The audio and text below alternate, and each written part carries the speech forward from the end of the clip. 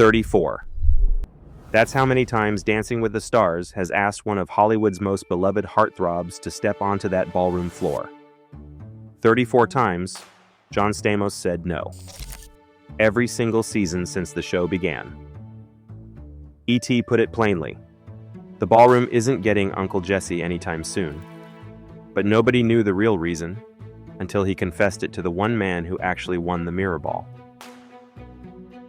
That man is country radio host Bobby Bones, who shocked the world when he took home the trophy in season 27 with partner Sharna Burgess. On July 7th, 2026, Stamos sat down for episode 637 of the Bobbycast to talk about his life and career. But the conversation took a highly entertaining turn when the topic of the ballroom came up. Instead of the usual polite deflection, Stamos dropped a surprisingly blunt truth. He revealed he had given the show's producers a firm, final directive. Stop. Don't ever ask me again. I'm never going to do that show.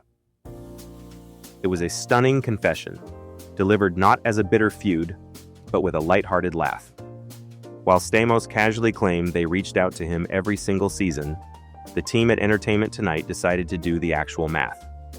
By checking the television archives, E.T. realized that every single season meant a staggering 34 times. It was simple arithmetic.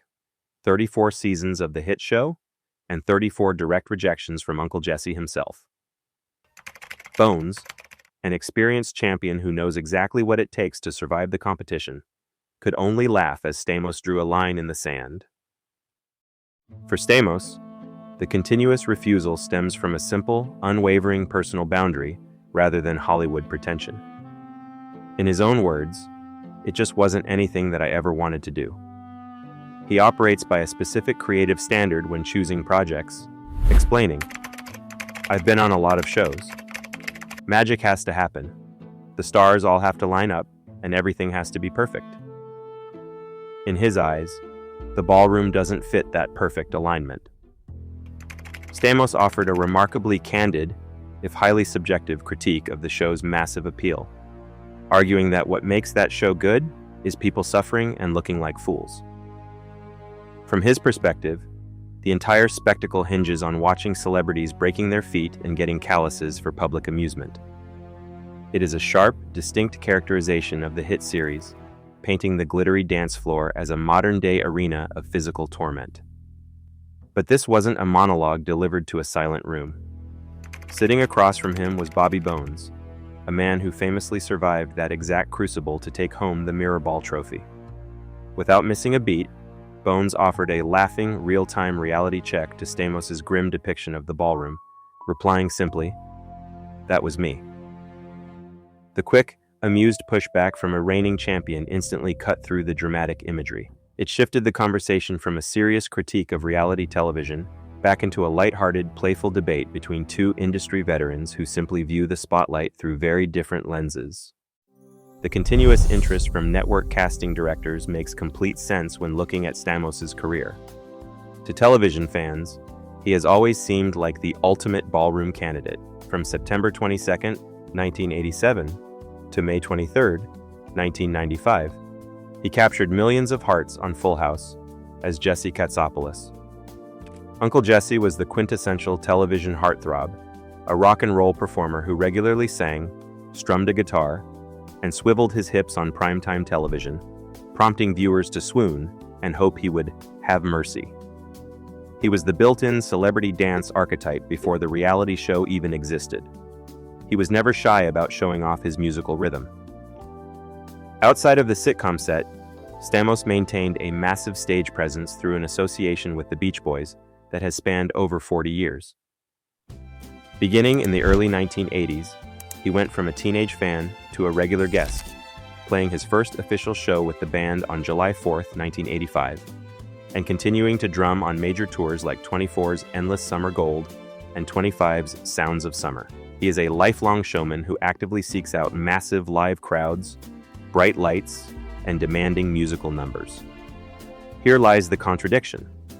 He has spent his entire adult life dancing, drumming, and singing in front of millions. He is comfortable on any stage, yet he draws a firm line at stepping into the competitive ballroom. But Hollywood boundaries, no matter how firmly established, often soften in the face of fatherhood. For Stamos, the ultimate variable isn't a persistent casting director or a larger paycheck. It is his son, Billy. Born on April 10, 2018, Billy was 8 years old at the time of the 2026 podcast interview. At 8, a child is old enough to notice the spotlight and perhaps even influence a parent's career choices.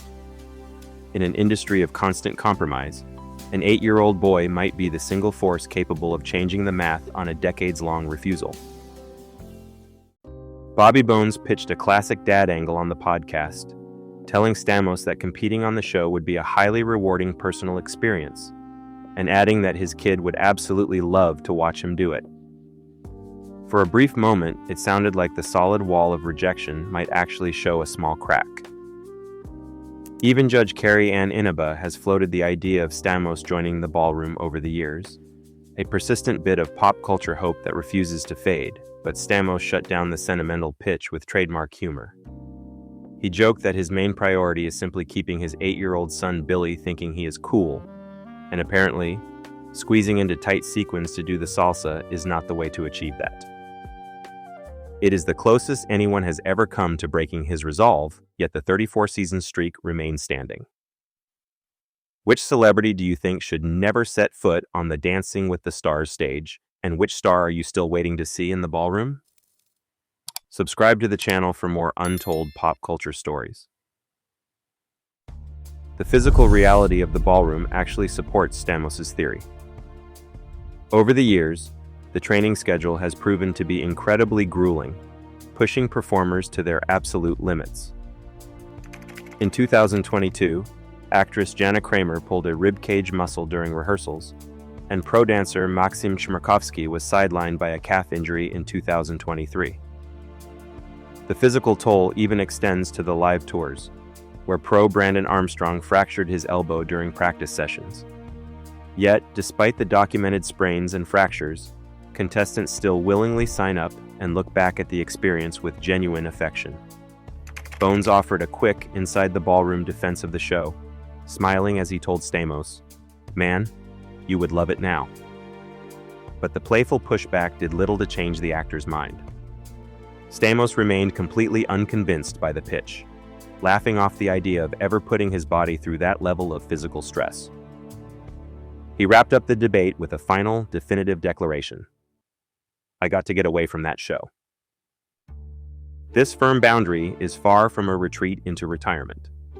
Stamos remains highly active, recently joining the cast of Apple TV's Palm Royale as Dr. Dusty Magic and maintaining a steady stream of television roles.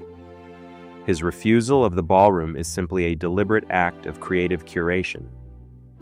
In an industry that constantly rewards actors who say yes to any spotlight, holding out for projects where the magic actually happens is a rare power play.